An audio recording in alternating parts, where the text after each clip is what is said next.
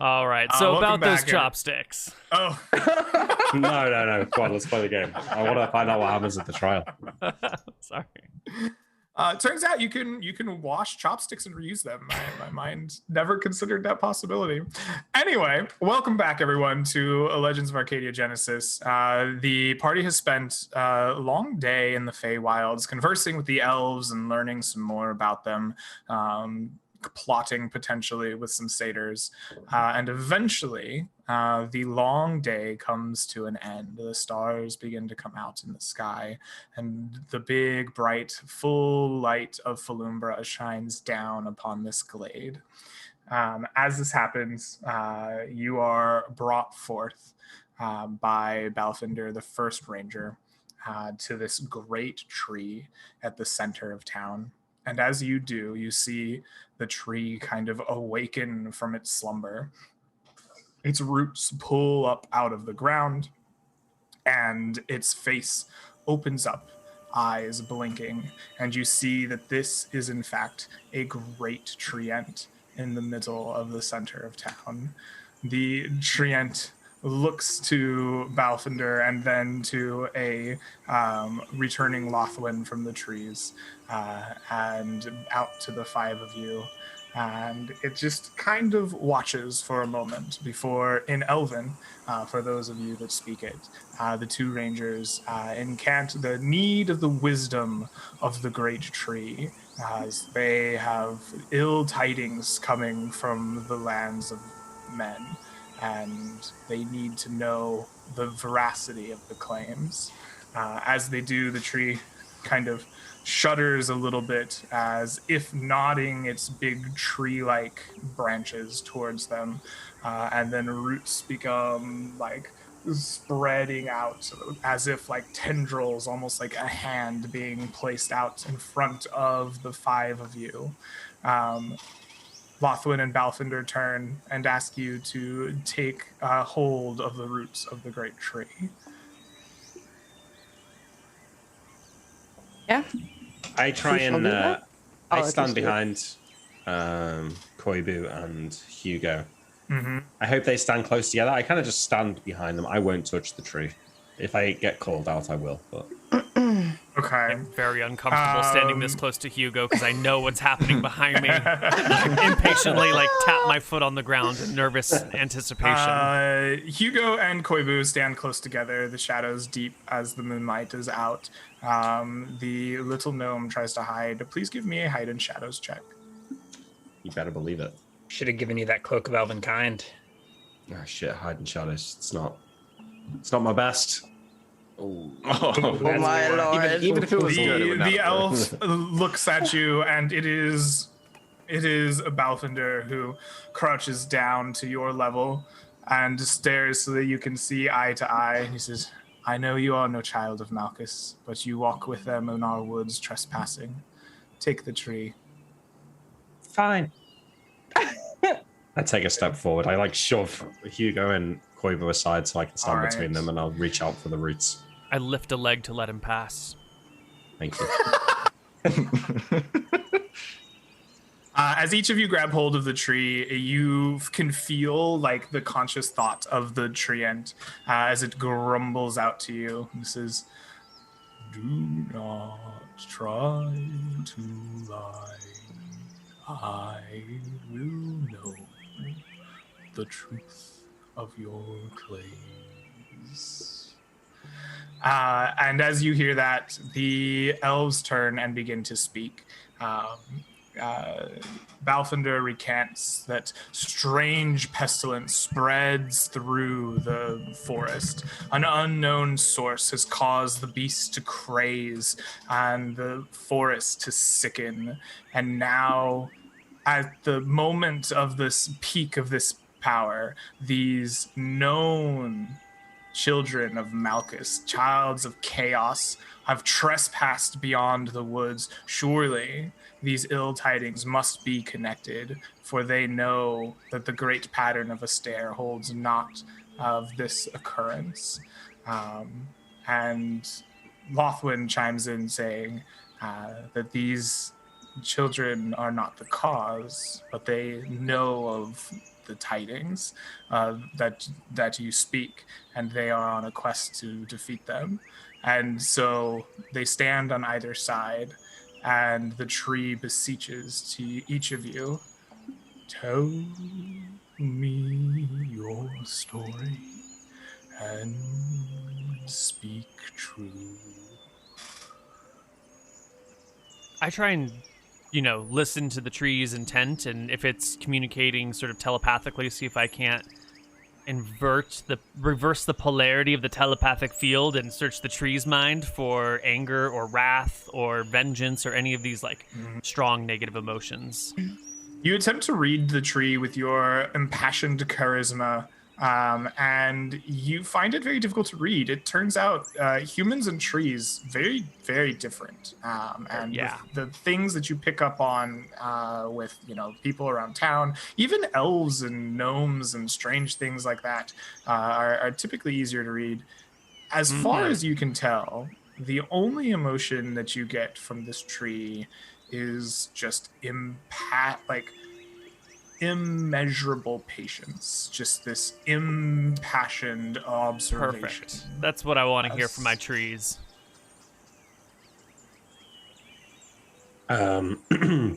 So after the tree says tell us your story, then I suppose I start speaking quietly, not to the group, to myself almost, because I expect the tree to be listening.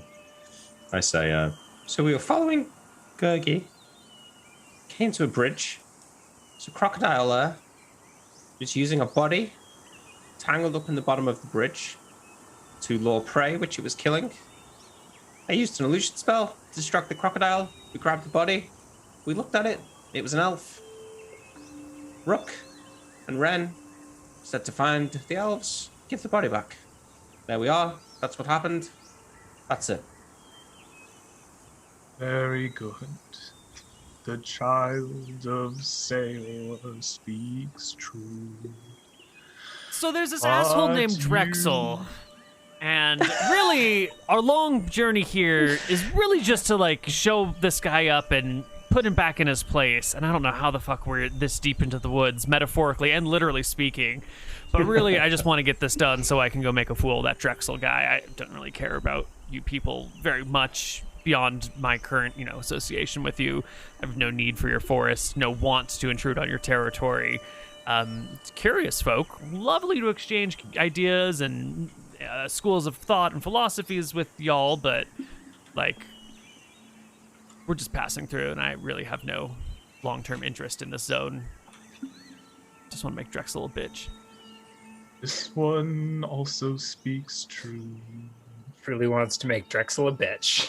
He truly despises not my bitch, just a bitch. The one named Drexel. Though he seems to have no good reason to trespass our woods, for Drexel is far from here.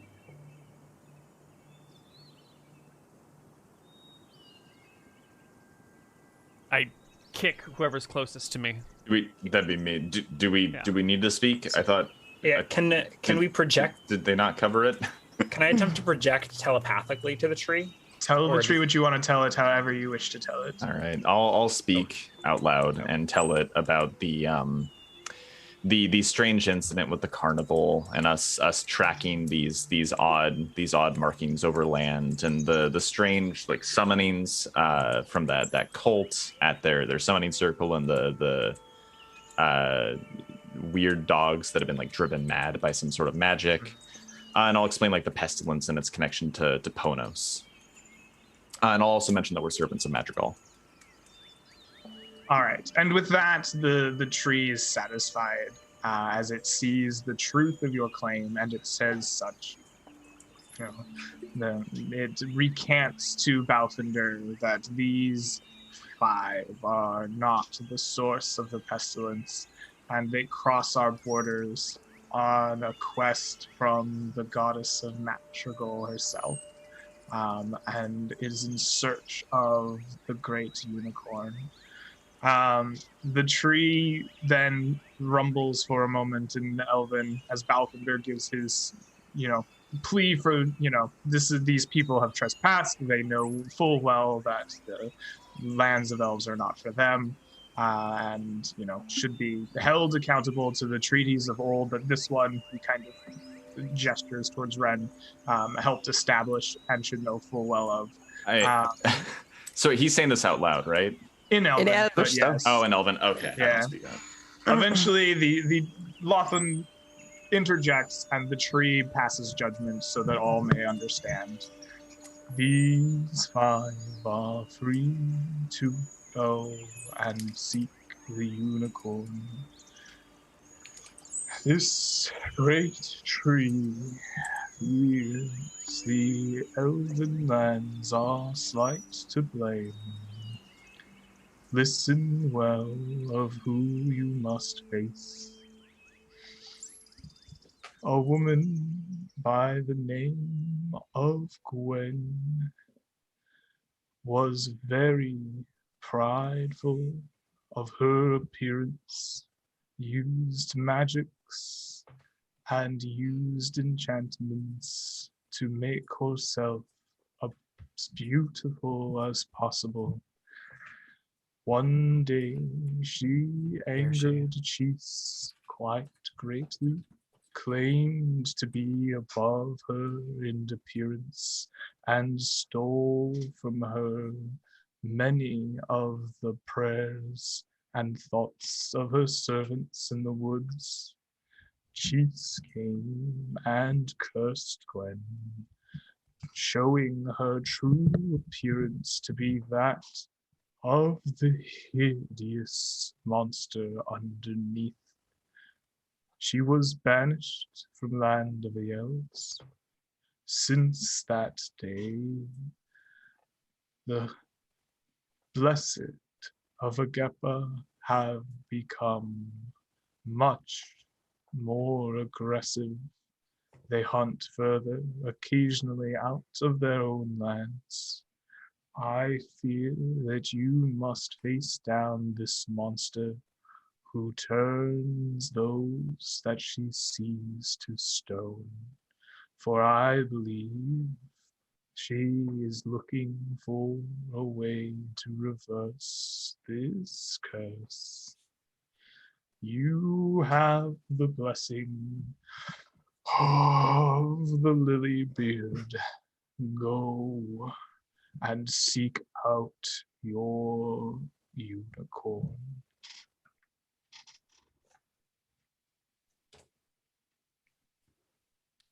I will gently touch the tree root and thank it for its patient and its wise judgment. Great old one. Do you know where we can find this noble steed of Madrigal? I fear that it would be to the north. There is a valley between 2 mountains that the huntresses of Agapa prowl. In that valley between 2 mountains, I hear whispers amongst my brethren that they have seen Gwen and her stone armies.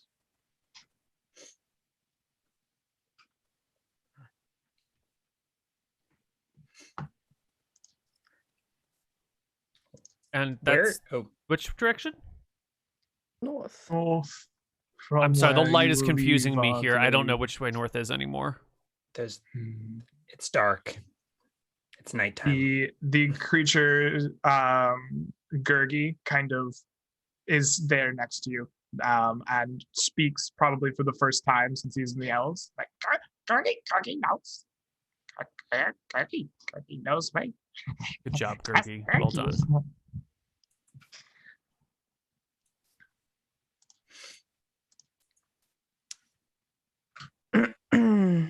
Very well, then. Are we free to go? I say, looking to the Elven Rangers. Balfinder looks pissed off, but will nod in Balfinder. agreement. You can go as you wish. I start to sneak away I was muted, actually. I was saying this a minute ago, but as the tree's giving its closing statements when everyone's let go of it, I start to sneak off back to the satyrs. I hear the story about this woman with Chiss, and I assume that that's what the fan is. Pretty good assumption, probably. I look over my shoulder, make sure I'm not being followed or watched. I think that you need to give me a walk silently check, as you are a thief making your way through the night. No problem. Oh, okay. No. You make your way sneaking away, and it isn't the people around you listening to the great tree that see you, but as you make your way up towards the tent, you step on a particularly loud twig that snaps, and you see these two elves still kind of patiently standing on duty turn and look towards you as you are sneaking over towards the camp or the tent. Give them a wave. They wave back at you slowly, kind of watching patiently. Yeah, I head into the tent with the satyrs. Hey, man. Hey. You're back. I'm back. I look back over my shoulder to see if the guards are still watching me or if they just don't care. Sure enough, one of the two guards has kind of walked over to the center of the tent opening, like the same distance away he was, is peering inside to see what you're doing. I walk to the back of the tent and I pick up the fan there. You pick up the fan. The goat's like, "Hey man, you gonna get us out of here? Come on, man." Hey, I'm just a little hot. Give me a second. I start wafting the fan in my face. Oh, okay. You open the fan and give it a toss, and as you do, a mighty gust of wind blows directly in your face as you waft it towards your direction. The gust of wind spell is cast as if a wizard of 5th level has cast it. The entire tent blows and shifts and breezes. So he's like, "No, man! Oh, shit, man!" And you are like not knocked back. I don't believe it has the power to knock you back, as you're another. I mean, I wasn't ready for it. I feel like I might have fallen over. Yeah, you are knocked back by this gust of wind as you are put on your feet, and the elf quickly yells in Elvish, "Hey, he's playing with the fan. We gotta make sure that nothing happens here." And he enters the tent, a hand on his little short sword at his side. What are you doing in here? Sorry about that. I'm just curious. I get back to my feet and keep looking back and forth between the elf and the box, and I slowly go back to the box and put the fan back. Sorry about that. Yeah. What are you doing playing around in here with these 3 defilers, huh? They were talking to me. Best not to listen to them. You know, say to charm and all. What did they do? They were using their magics to befoul the creatures of the forest. Hey, man, that's harsh. We're just having a good time, man. Come on, you can't believe this elf, man. Get us out of here. You can take him. Come on. He's standing right there. What do you want me to do? I say I turn to the elf and say, "I think they charmed me too. I'm really sorry." And I run out. Go now, little second child. We will not hold this against you. That's good. Okay, I run back to Hugo. I pull on you see concern, elves are peering about, seeing what has caused this giant wind to have happened. But the elf kind of comes out of the tent, gives them the old, "It's all good. Everything's fine. Nice. No problem here." Hugo. I pull his trouser the elf saw me. I'm sorry. I played it off though. It's cool. But you can't save everyone. We tried. That's what matters. We gave it the old college try. What's are we leaving? Yes, we're free. We're free to go. Right.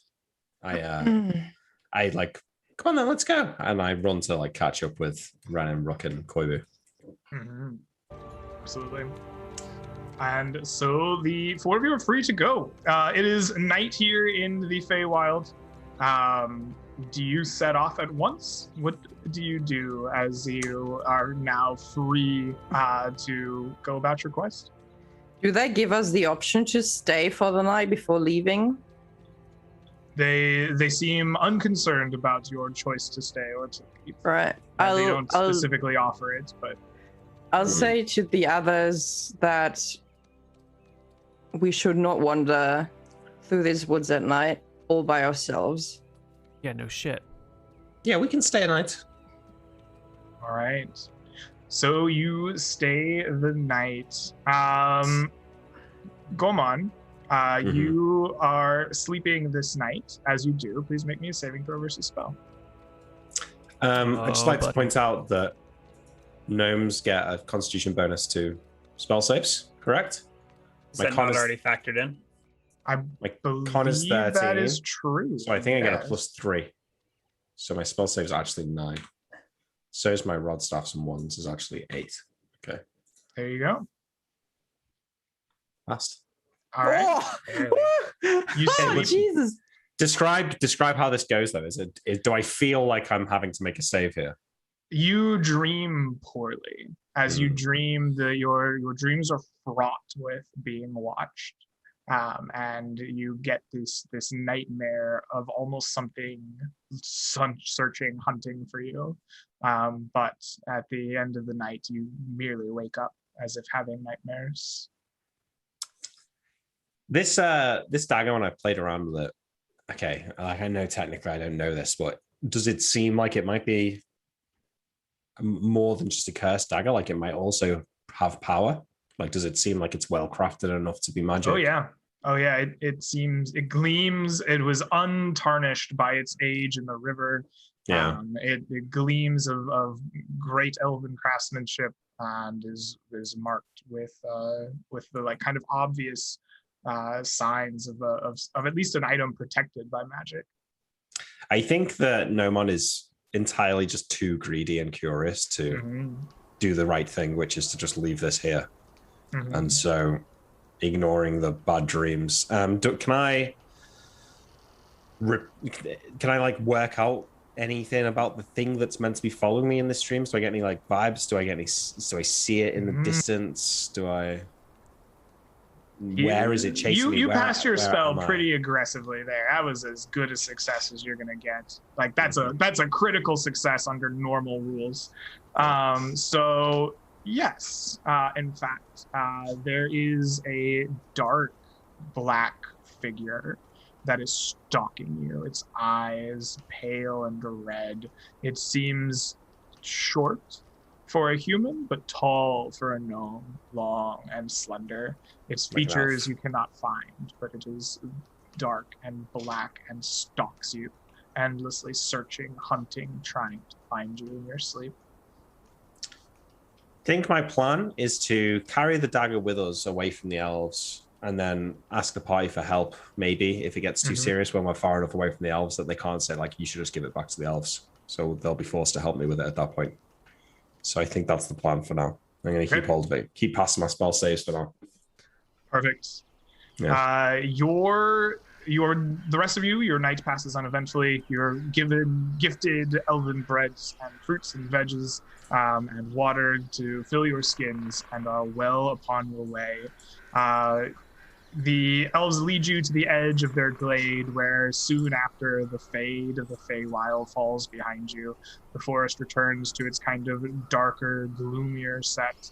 And you hear once again, instead of the tittering of fairies and pixies and the many songs of abundance of birds, the normal sounds of small animals rushing through the brush, the echoing sounds of single birds passing through a kind of deep and dense dark wood around you. Just as I'm choosing my spells for the day, is there any arcane script on the dagger that maybe I'd want to read magic spells on the read? The dagger itself does not have script upon it, no. Okay, all right. Just checking. Okay. At some point, I would like to speak with Ren and show her the cloak of Elvenkind that I've removed from the. I guess I'm in the morning. I guess I'm getting ready for the sparring with Hugo. So she's currently like neatly placing all of the furs one on top of another, and she's like, "Oh, what is it?" I mean, Rook is probably getting himself suited up for the day. Yeah, you're suiting up. I'm suiting down.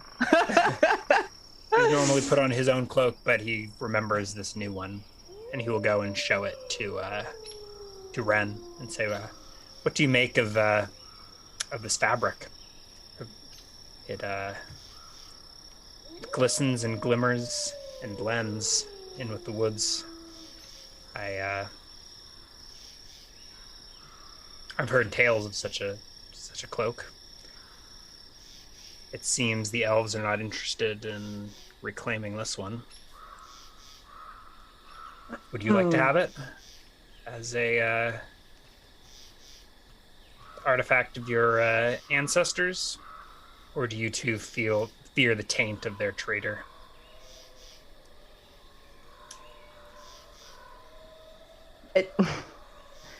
I think it is kind of you to come over with the cloak to me and offer it to me, and I do appreciate that. I do not fear the taint of a traitor because there's a taint sticking to myself I won't get rid of.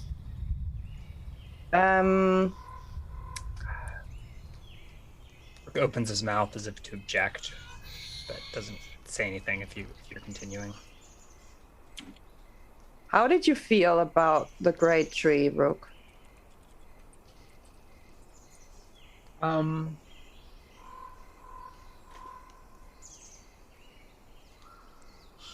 I sensed their wisdom, their age.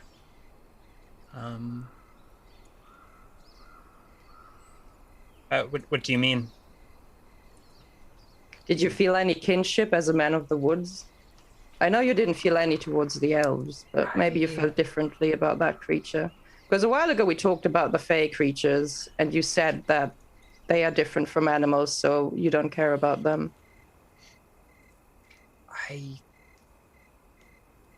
The tree, too, is not of our world. So no, not a kinship in the way you speak. I love my woods, but that tree was not one of them. As I said, this whole place is touched by magic. It is not natural, so I feel no kinship. It is supernatural. It's its own thing. Just as supernatural as this cloak, I say, and I gently touch the fabric. I'm odd. So you have no thoughts on what to do with it? I'll take the cloak and I'll give it I'll give it a good shake. And I'm gonna, with one swift motion, put it around Rook's shoulders. I'm gonna fasten the clasp in front. And I will say, maybe this cloak will give you some insight on the wonders that we have just experienced. I say, they'd been very mad at me for giving this to you, but I don't have any desire for belongings. And I think that in your heart of hearts, you are akin to this big tree, even if your race is not.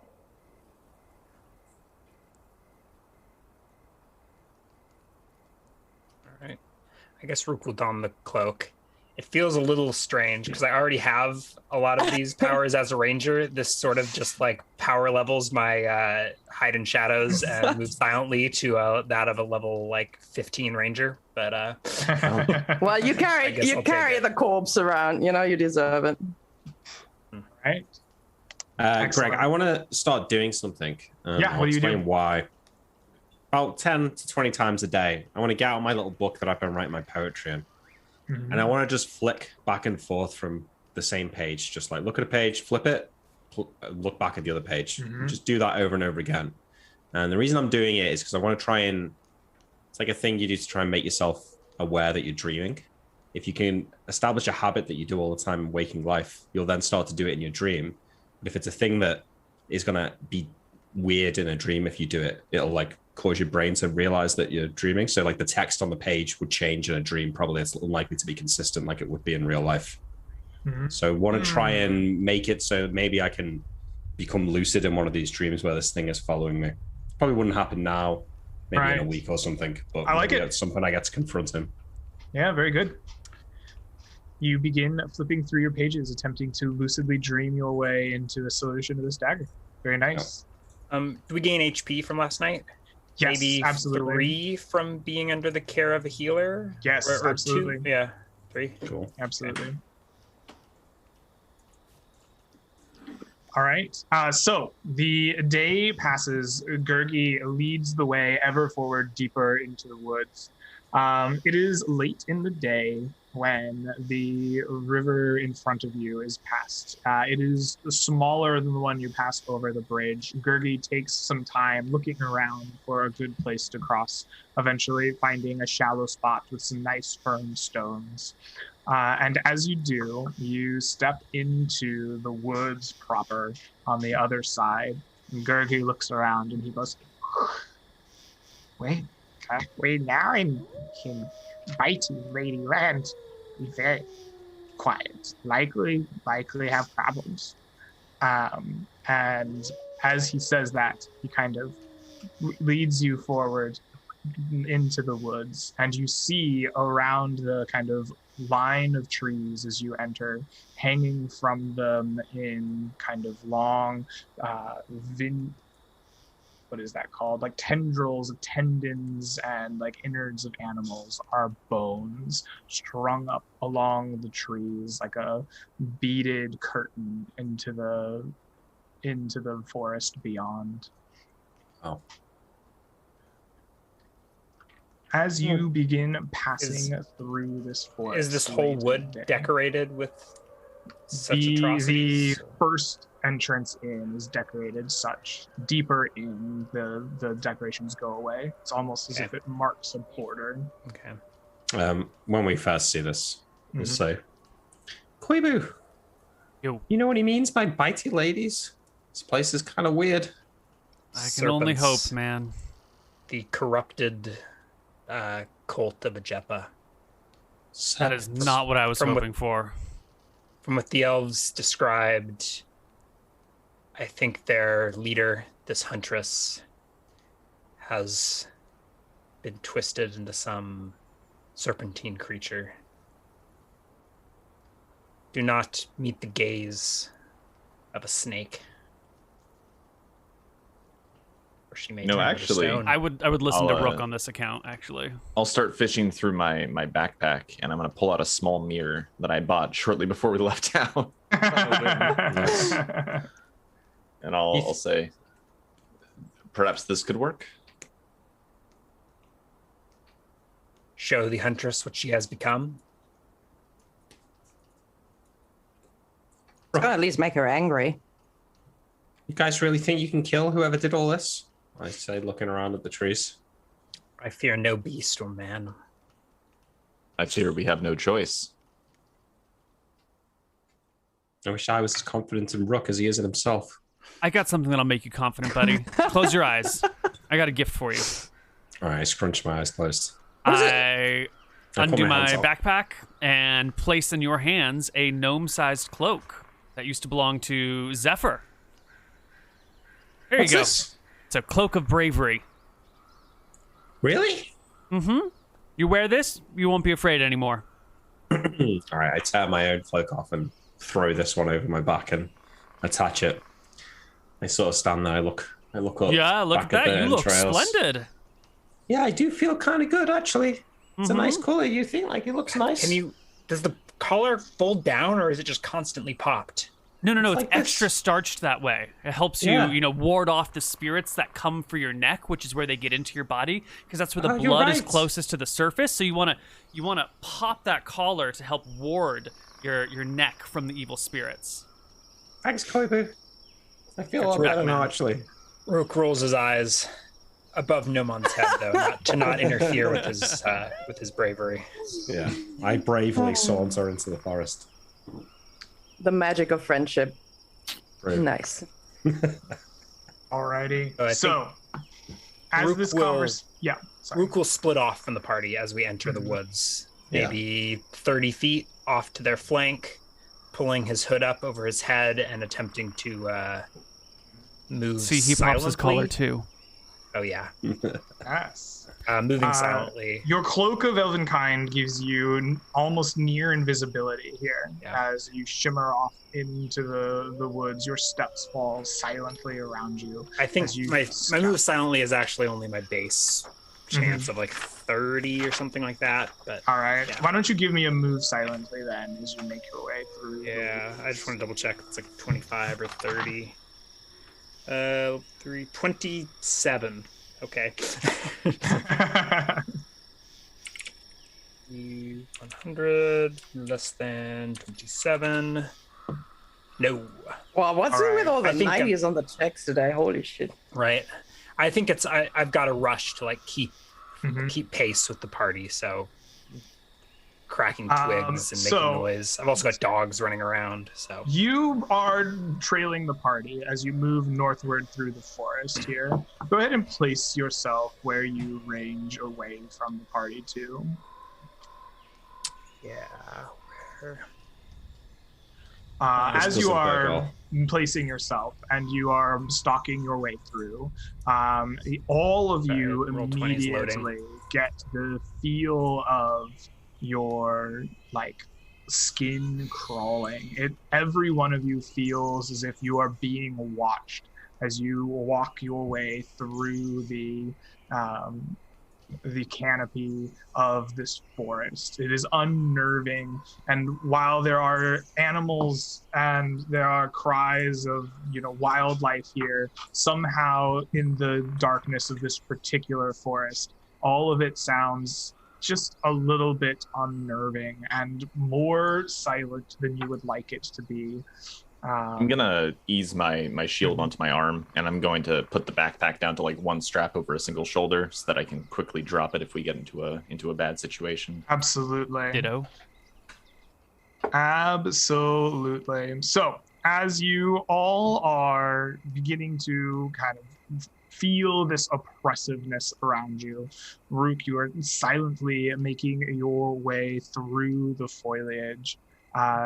You are a ranger and less surprised by this, but you are unable to prevent the party from wandering into the path of some huntresses of Akepa.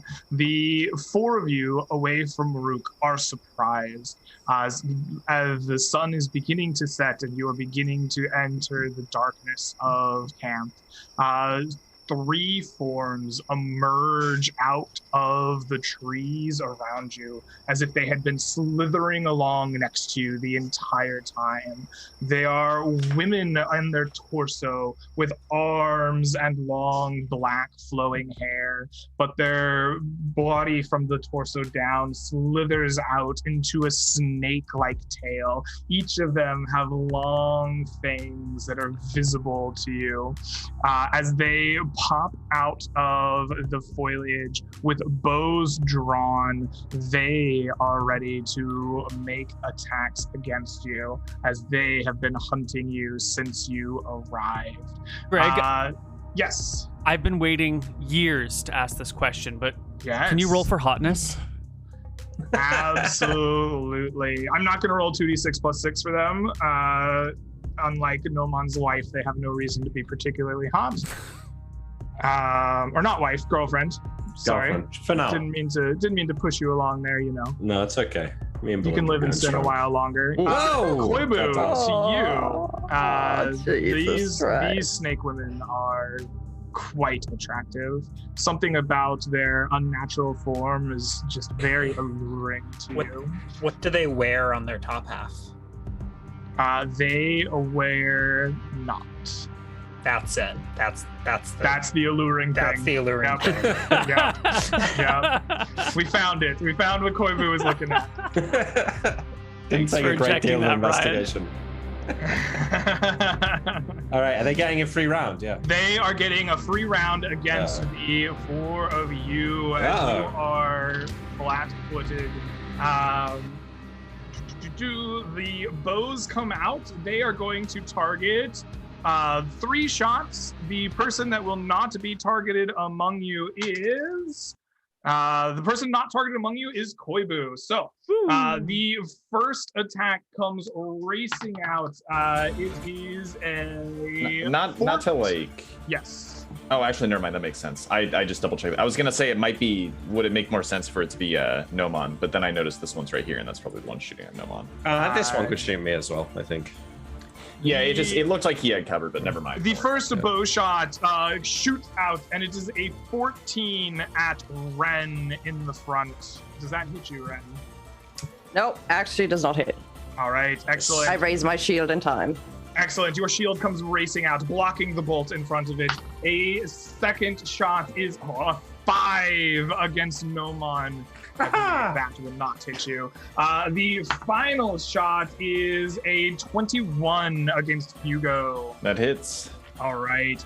Hugo, you take damage as the bolt is a... Oh, you take 4 points of damage as the bolt lodges into your side and blood begins to trickle down. You are all flat-footed in surprise, but Rook, you are prepared and on your toes.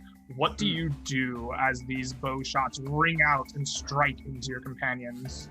Are the huntresses at ground level, or are they in trees? This one and this one are on ground level. This one here has wrapped herself around a tree. We can make her treed. Okay. Here, I'll put her in the center of the tree so that you can see that she's treed. I'm going to silently draw swords and attempt to sneak behind this one in the front here. All right, please go about your sneaking. Yeah, I don't know if, let's see. So I'm going to do something like that. Wait. Nope. There we go. Mm-hmm. And I'm not sure if I will make it there this round. That was something like 90 feet, I think, of movement. It looked like 85 feet to me, yeah. Which should be okay. You can only move 60 feet and still melee attack? Is that the idea? I believe that you can half move and make but half your attack. Movement in feet, not yards, so 60 feet. Right, so yeah. So your movement rate 12, so 60. Yeah, you can move there, but I don't believe you can. So I think I'll delay it so that I can ambush that guy next round. Let's just all roll initiative together. But at the end of the round, they get extra bow shots. So 3 more attacks will come out. This time, the person not being attacked will be... Is that the case? Yeah, I just checked it. No, do they get 2 bow shots? If you're ambushing with bows, you get a full round with double shots. The surprised people are surprised. They're flat-footed. Okay, in that case, I would actually like to have closed and take an opportunity attack against this archer as she ignores me. Absolutely. She raises her weapon. She draws it to shoot, and you get an attack of opportunity as you probably are with +4 for being invisible. Absolutely, you are +4 for being completely hidden from her. And I don't think that's going to crit unless we're doing something stupid. The 19 will not crit, but it will hit her. They're not size large, are they? They are not size large. Okay. All right. The 19 hits. Give me some damage. It should be rolling, maybe.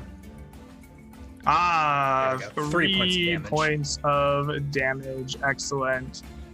So she takes a mighty slash upon her torso. Blood pours out in a kind of strange, almost amber color. She gives a surprised cry, but her bow shot continues. The person not being attacked of this round is, in fact, Nomon, as the other 3 will take attacks. The first one will be again at Ren, this time with a 16.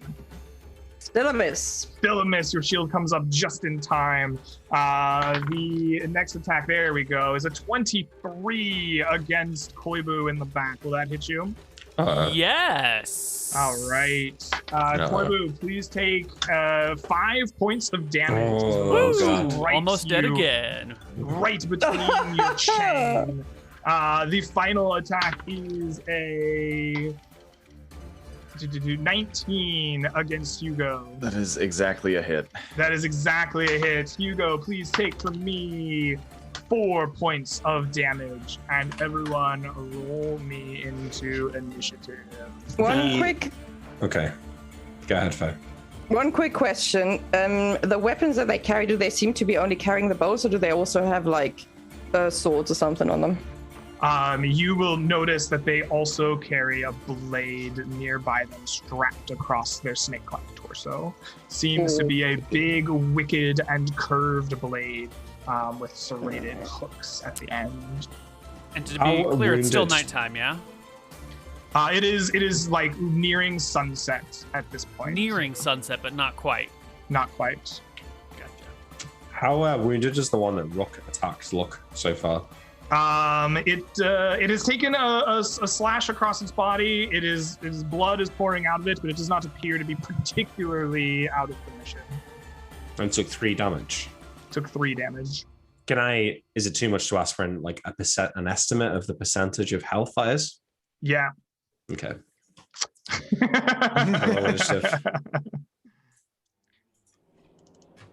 All right, the huntresses will go at 9. All right, do I have everybody in formation here? I do. Let us hit them with ascending order. Nomon, you are the first to react. What do you do? I take out a stick of incense, I light it, and I start drawing a hypnotic pattern spell above the 3 women. And it's a 30-foot cube, which I believe is this. Excellent. You begin creating a hypnotic pattern with your incense above them. Each of them are entitled to saving throws versus spell, I believe, correct? Yes. Yep. Excellent. So these creatures seem particularly... Ooh, well, actually, that's not true. These 2 in front here and in the tree here seem particularly unaffected by your spell. It casts and it seems that they just kind of brush it off. However, this one here is hypnotized as it is caught up in the weaving patterns that you make. Yep, cool. All right, I maintain this at least for the rest of this round. All right, excellent. Ren, you see a hypnotic pattern of flashing lights dancing from the incense of Nomon in front of you. What do you do? I just hope that it's not gonna affect me, because I've never seen this spell used before, and I'm gonna walk up to here and try to attack this snake lady with my scimitar. All right, so you do. Please roll to hit. The 18 will do it. Absolutely. Come back and get her. Oh, 1 damage. For 1 point of damage. Alrighty. That leads us to the Huntress's turn. This one here is enraptured by the spell, staring up vacantly above itself. This one here is going to pick a target with its bow to continue firing at. It chooses the gnome. It sees you casting the spell, and it knows to shoot at you. You no longer are flat-footed, so this roll is only a 13 to hit you. Nope. I dodged gracefully. You do. In the midst of your spell, you are able to dance out of the way of the bow shot against you. This creature here is going to turn to Rook, who has now become visible, attacking from his vantage point. And it curls up in a kind of show of force and begins to slam its teeth down at you, attempting to take a mighty bite out of you. Rook, does a 16 hit you? Does. All right, please take from me 2 points of piercing damage and give me a saving throw versus poison.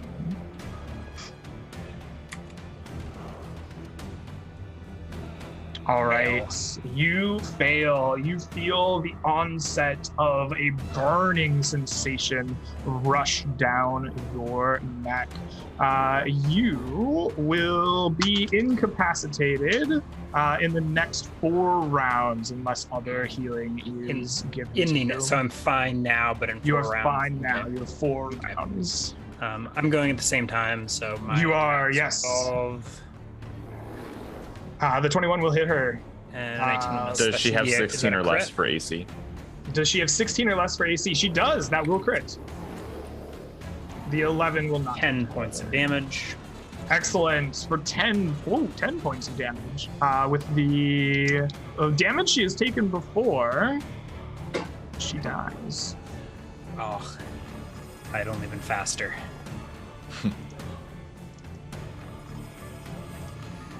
All right. There we go. Rook, that is your turn. Yeah. The huntresses have gone. Koibu, what do you do?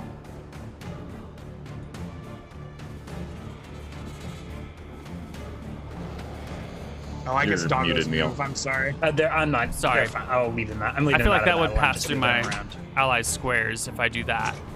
Mm-hmm. I think you can usually pass through allied squares, right? Yeah, but there might be some penalty, and that's literally 60 feet of movement for me to do this. So as I set off, I yell at the gnome, "Can I pass through the zone of the spell?" As I move in this direction. You're muted. You're still muted.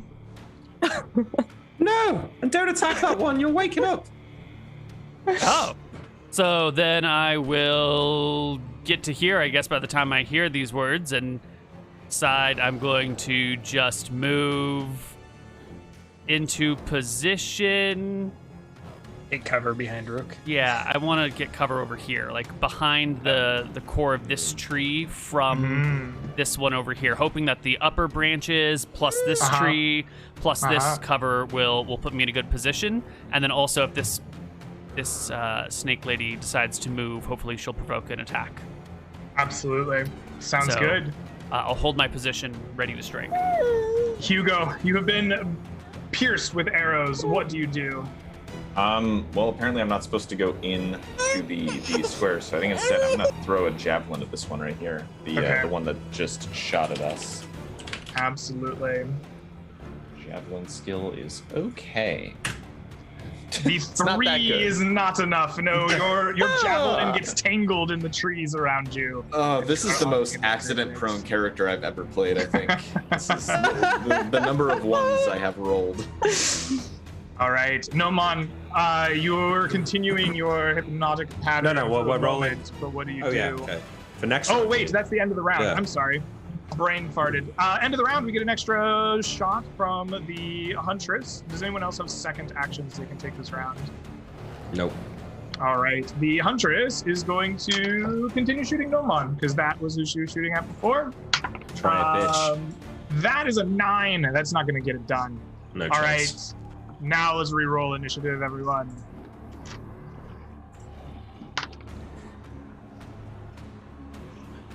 Okay. How much damage does that other one take? 13 and 1, right? 14 damage. Okay. Boom. 1, 2, 3, 4. They are all in. All right, Nomon, you're the first to react. I cast sleep. My bad. Oh, all right, we'll reorder. Nomon's still going to be. Oh, wow. You and Yeah, Ren he can go- no, he can go first. simultaneously. What It's do you fine. do? I cast sleep just on this one here. All right, please roll me a number of hit dice. 4. It falls asleep. Nice. Oh, actually, hold on. It falls asleep. No save against sleep. Oh. It has magical resistance. Oh. Nice. All right, and therefore I stop doing the hypnotic pattern and I say, "It'll go away in 2 minutes. I want to wake up Koibu in 2 minutes." All right, Ren, what do you do? Right, so I'm not quite sure how this works, but I think maybe that's a situation where Ren is just not quite sure how this works because she hasn't fought snake ladies before. So she sees it that Rook just got bitten, right, by the snake lady. In wise preparation, she's prepared the best anti-poison spell that she has.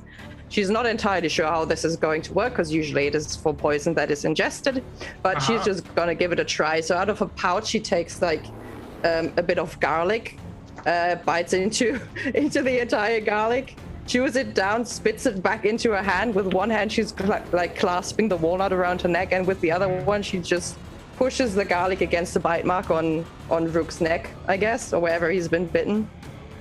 And I'm casting slow poison. Now, I'm not sure how that works because in the spell it talks about the onset time, right? I'm not entirely sure how it works. Maybe it just suppresses the poison or makes him like at least not be stunned for that long, you know? But that's what I have. Yeah, it will delay the onset from I think 4 rounds to however many hours. So 3 hours. So instead of becoming incapacitated in 4 rounds, you will become the poison is slow and it cannot reach its full effect until 3 hours from now. All right, excellent. Hugo, what do you do?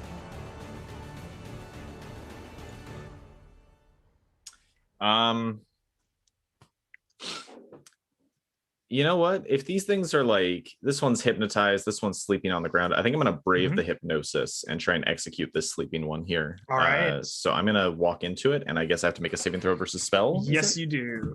Yep. All right. So odds are I will be out of commission here. Let's see. Oh, nice. Okay. I know it's in the air. I know don't look at the scintillating colors, and I instead just walk up to this thing, keep my eyes on it. And I guess this might take like a couple of rounds in time, but I'm just gonna prepare to like stab this thing through the head with one of my javelins and just execute it. All right. So you prepare yourself this round, kind of climb up into the tree, get yourself situated so that you can like get a firm grasp on your javelin and get it just right. Yeah, like I'm gonna take my time, make sure that I just like drive it right through its skull. I'm not going for like an attack roll. I'm just going for the coup de grace. Excellent. Koibu, what do you do as this creature is enchanted by the magics around it? I rolled in to cast a spell, and so I am sticking with the spell that I'm casting because those are the rules of the 2nd edition. So I will be casting Duplicate Object as I take a step forward and put out a hand to reach this snake lady's bow. And so I will be duplicating her bow, which is essentially, and rather than actually creating a duplicate, it teleports the closest object of the same type and make to me. And so the closest bow next to the snake lady should be this snake lady over here. And that should make that snake lady's bow appear in my hand. I did not clearly put the spell into chat like I thought I did. I believe that your knowledge of trigonometry fails you, as the added elevation from the tree that she has wrapped herself around in causes the bow from the creature to your north to teleport 25 in front of your versus less than 20, and then she can't be high enough up in the tree to make that go up to 25 feet. She is indeed. So saith the great high DM. is she up in the tree?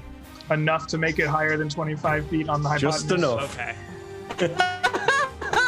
25 feet and 1 centimeter. How's that feel, Neal? How's that feel? Feel good?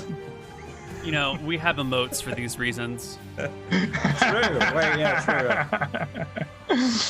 All right, the huntresses go. One is asleep. One is paralyzed by the magic spell. Rook, you have been bit, but your poison is slowed. What do you do?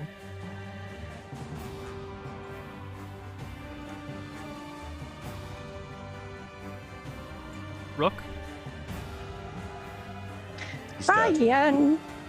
Oh no, is he Ryan? No, I'm here. Sorry. Okay.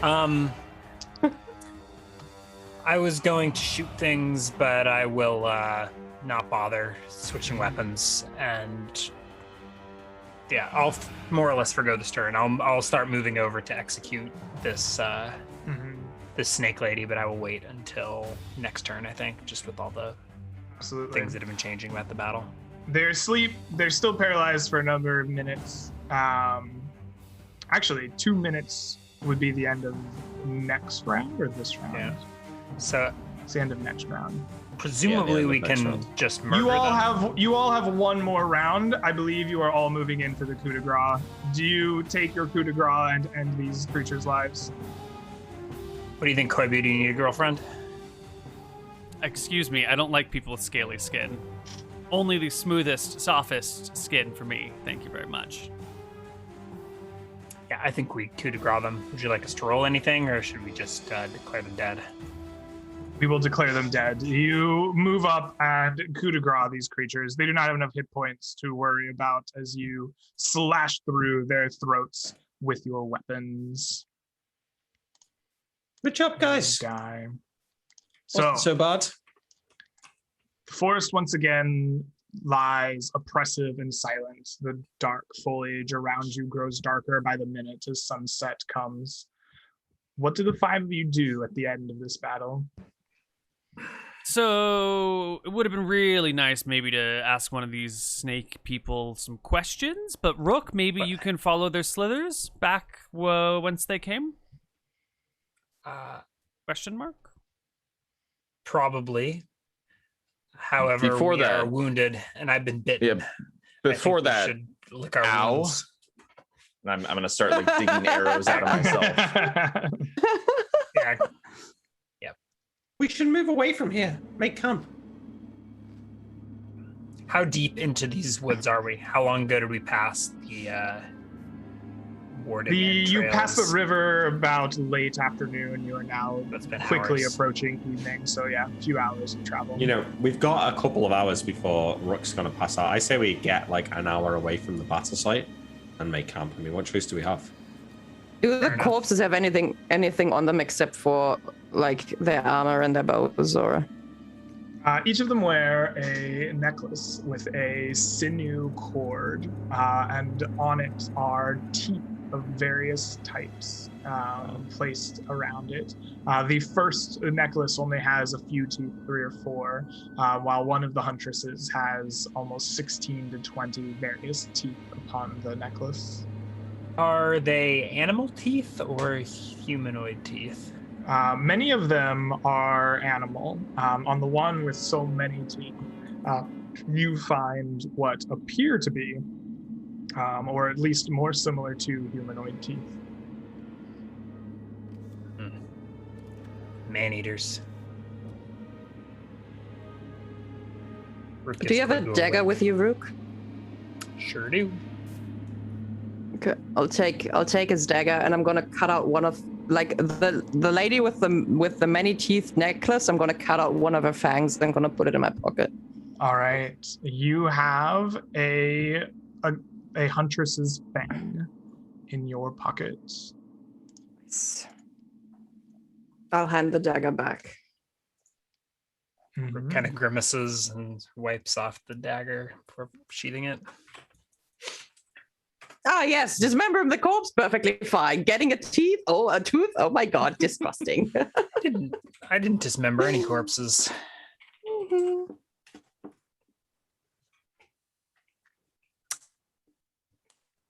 Okay, let's go and find a place to stay for a while, I guess. Yeah, let's perhaps away from the dead bodies, some ways.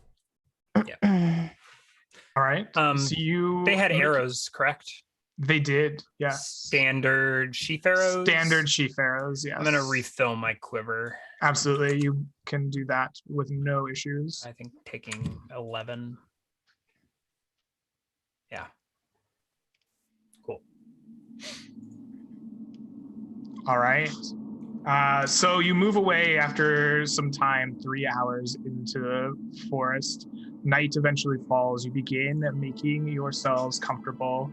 At this point, the slow poison ends.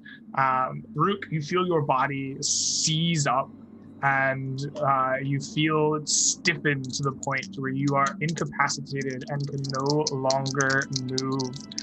Your body is unable to function on its own for 13 hours until the poison passes. Yeah. We'll tuck Rook into his bedroll, make sure that he's I think Ren is just sitting next to him and quietly talking to him for a while and saying, it's fine. You can just relax. We'll take care of it. We'll take the watches. It's going to pass. Don't worry. Yeah. And I'll take the first watch. That sounds excellent. I will take that time before we all bed down to heal Hugo and give him cure light wounds, which is a D8. Nice. All right. Clerics with heal spells. What is this? Oh, one again. Let's go. One HP. One thing. God bless. One thing I did like about Lord. 5th edition is how they let you add your wisdom modifier to heal. So that was nice. That was very nice. My wisdom would be a flat 0, so like a +1. I don't know what the requirement is. It wouldn't be great either. Not gonna lie. All right. As you take your watches and sleep comes for you, what is the mood like in camp? What are you doing? What is camp like here as you have entered this very hostile portion of the woods? I'm taking first watch, and everyone starts to go to sleep, and I am nervous. I'm nervous about the things that attacked us in these woods being dangerous. I'm looking around, I'm seeing bits of flesh in the tree branches and stuff like that, and I'm worried about falling asleep as well, and this elf that's haunting my dreams finding me. So I think I set myself up on watch and move my my bedroll right next to Koibu's. So I'm close to him. I sit on my bedroll, looking out in the camp, right next to, almost looking over his sleeping body a little bit, to get a view. So I'm looking around, and I actually try and keep going past my watch. I don't wake the next person up, but I'm trying to put off going to sleep. So I'm going to keep going, but eventually, if nothing happens and I notice myself nodding off, I'll wake up Koibu and curl up next to him and go to sleep for the next watch. All right. Your watch, nothing happens. Eventually, you wake up, Koibu, and begin nodding off to sleep. What do the rest of you do in camp when this is happening? Is there any urgency in camp? What is the mood? What are you doing? Or is this just a somber, quiet affair while you are lost in your own thoughts and worries? Yeah, I'm sore and tired. I think I bed down pretty quick and just go to sleep. Okay.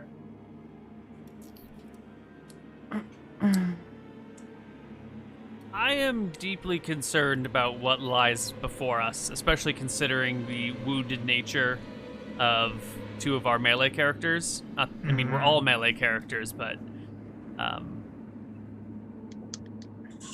guess I'm just filled with concern and fear for the future.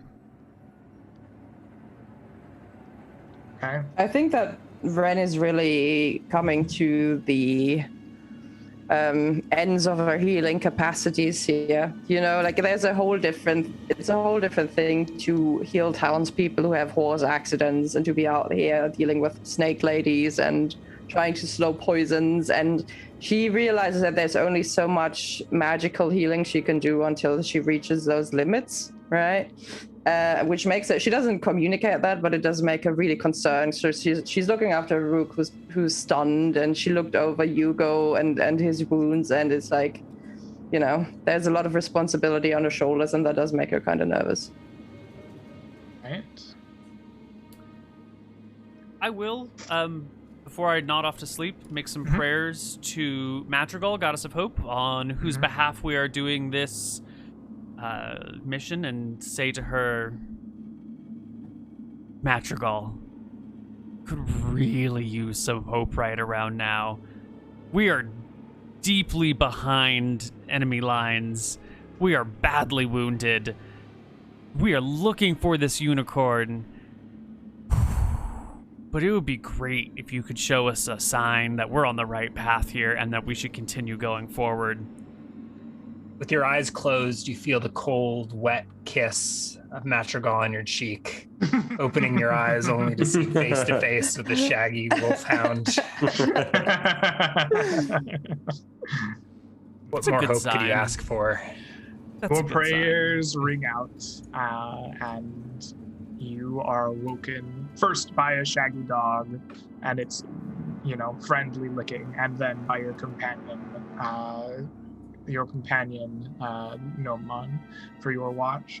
It is, in fact, in your watch when you are watching the surroundings carefully, listening to the deep dark of the night, the resounding buzz of crickets around you, when you hear a horrible scream of pain from the distance in the woods. It sounds animalistic and it sounds awful. You've seen a horse maybe break its leg, and you have just feel this pain rush up your spine.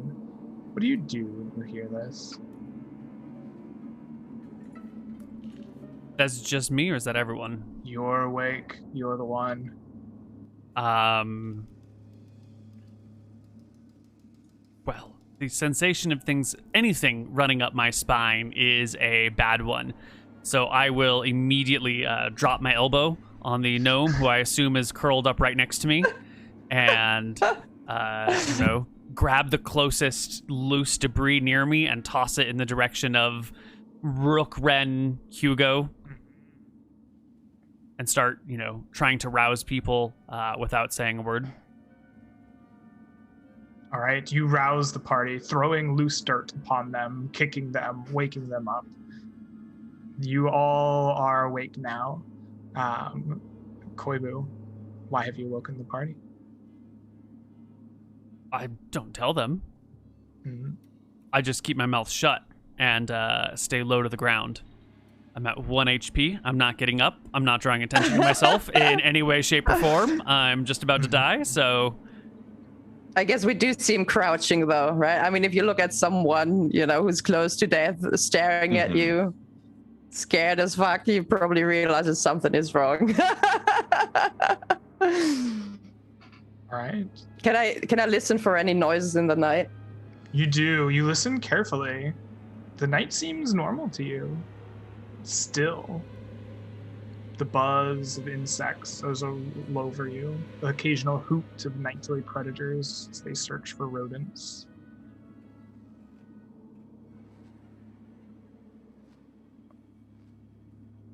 Oh, I guess I will wait and I will look around to see if I can see anything moving in the darkness. I do have infravision as a half-elf, so maybe I can see something like trying to sneak up on us. You look around with your infravision, and you see a mouse-shapen form just at the edge of your night vision, at the darkness. It seems like a beast of some kind, but it is mangled and just at the edge of your vision. Mangled. Mm-hmm. How big is it, would I say? Is it a boar large-sized. or like bear size? It would large be sized. Yeah, large sized. You would think of it more like an enormous like moose or a bear, and less like a boar or a pig or wolf. Right. And it seems to be hurt, yeah? Oh, it's a heap, mangled and unrecognizable, though, just at the edge of your vision inside this dark forest at night. Okay. I guess I'm gonna pick up a piece of firewood. Mm-hmm. I'm gonna hold it behind me, so I don't have it threateningly in front, but I hold it like behind me to get a little bit more light, right? Mm-hmm. And like crouching down, I'm gonna slowly approach the shade, I guess. All right. You begin slowly approaching this mangled shape in front of you. What you see is a large stag its horns broken around it, its legs broken, its belly ripped open. There is no blood. In fact, it seems drained of any fluid whatsoever. You look around and you see footprints leading to it and then away. They seem humanoids. Is it dead? Is it like a corpse that is just, pulled itself here? Is it still... It probably was alive, but it's dead now. I hope it was alive, but yeah. Okay, I guess I'll return. Yeah. I guess I'll return to the others. But I'll like carefully walk back with my eyes still on the woods, right? So I'm crouching back.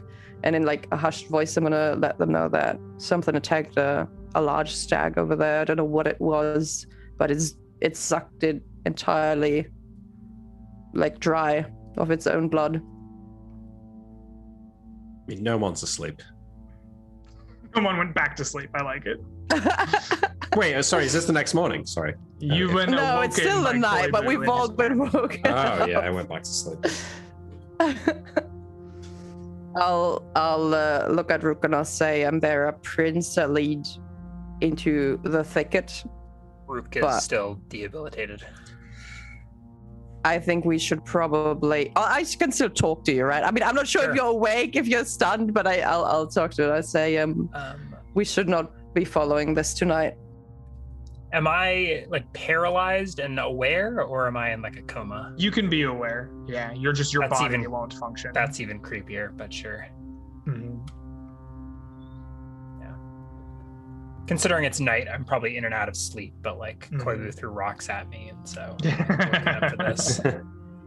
I'm gonna go find Rook's dogs and hold them close. Okay.